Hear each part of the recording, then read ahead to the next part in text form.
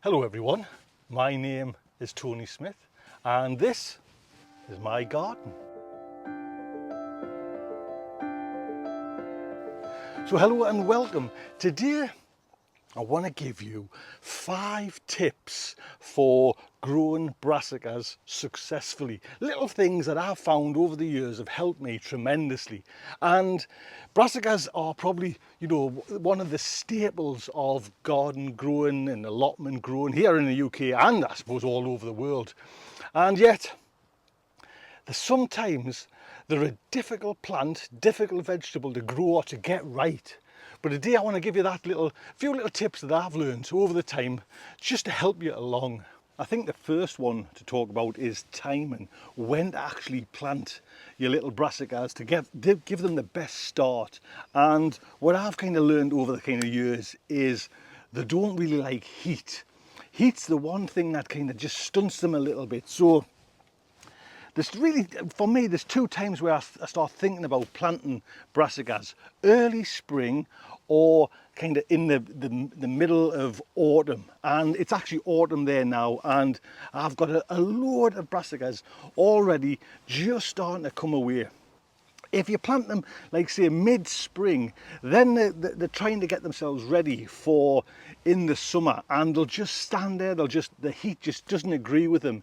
So if you can, try and do your timings so it's early spring or into the kind of the fall to go through into the winter. And when it's cold, it affects the plant where you get like a nice sweetness to the actual leaves. So the next tip, while we're at, these are Cabbage Nero, and while we're kind of in this area, one of the best and easiest tips to do is just keep the base clean. Just get rid of any, because you're not going to eat that, you know what I mean? So get rid of all the kind of yellowing leaves and the leaves that are kind of just falling on the ground.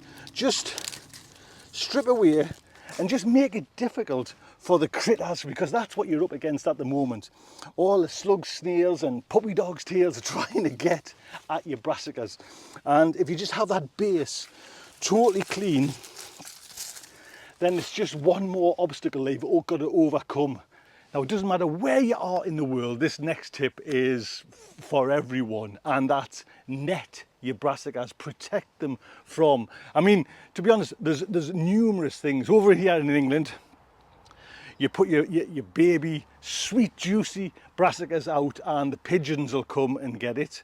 Or a little bit later on, you've got the cabbage white butterfly, and the caterpillars will just decimate, within a day or a night. They can totally strip your brassicas. So you're up against always the elements, nature's elements fighting against you to get these brassicas. So if you can net your things and net them straight away, don't give them any chances, just net them straight away and you'll be fine. This netting that I'm using here is, now I'll put a link in the description, it's actually scaffolding netting, which is like builder's netting. But I find out of all of them, it's given at least 99% protection. So even if you net all your brassicas and you're quite proud of yourself, your whole garden's covered in nets, you turn up one morning and you'll see a couple of cabbage white butterflies inside. And it just happens.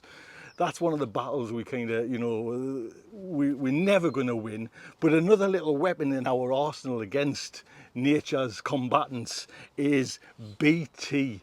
Now this is called Bacillus thuringiensis, and it's a hard name, so we all just say BT.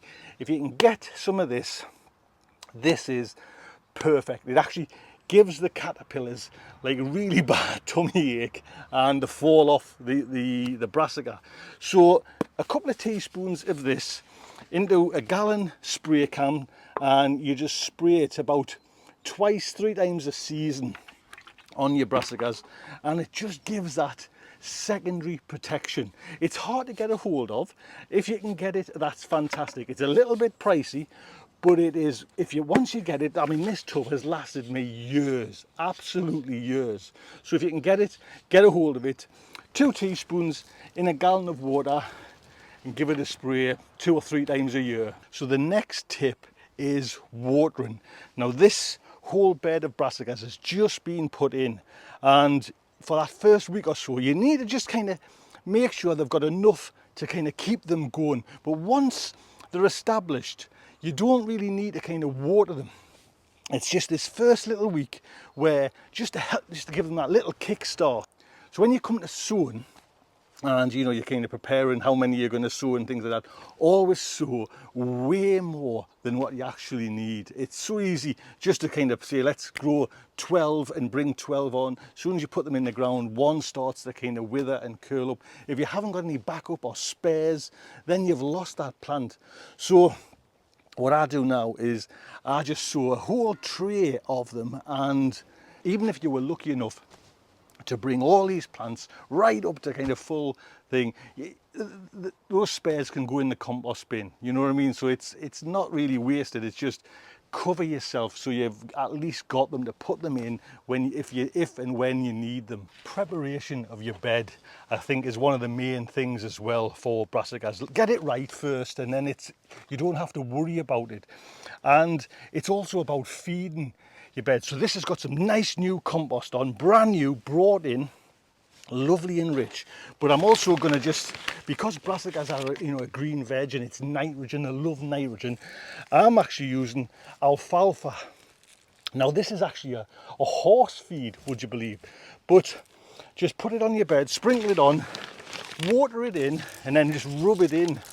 I mean, you can use any type of kind of nitrogen feed, but they need that initial boost just to get them going. Once they're kind of up and established, you're all right. You don't need to kind of feed them anymore, you know, but that initial time, just give them a nice good nitrogen feed. So a final little tip, and a little bit unusual one, is just try something different. What I mean by that is Brussels sprouts. We all know Brussels sprouts on the Christmas dinner plate, the little brassica, little ball of brassica goodness there. But why not in late autumn, late fall, plant a whole load, sow a whole load, and use them just for the greens, not for the little actual Brussels sprout. The greens on a Brussels sprout is something that you need to taste. They're a sweet brassica. It's absolutely delicious. A little bit of butter there, chopped up, steamed, absolutely gorgeous. All the big restaurants in London and all over the world do this with Brussels sprouts. And another one is your calabrese. When you take the head off a calabrese, leave the plant in the soil, let it just grow, and you will get a little more broccoli coming off that as well. So that's a little tip, just try something a little bit different. So I hope this year and next year, just following those tips, you'll get a lovely crop of whatever brassica you plant, and it won't be as frustrating as it normally is. Just follow a little few tips and you'll get some amazing plants. Look after yourselves, take good care.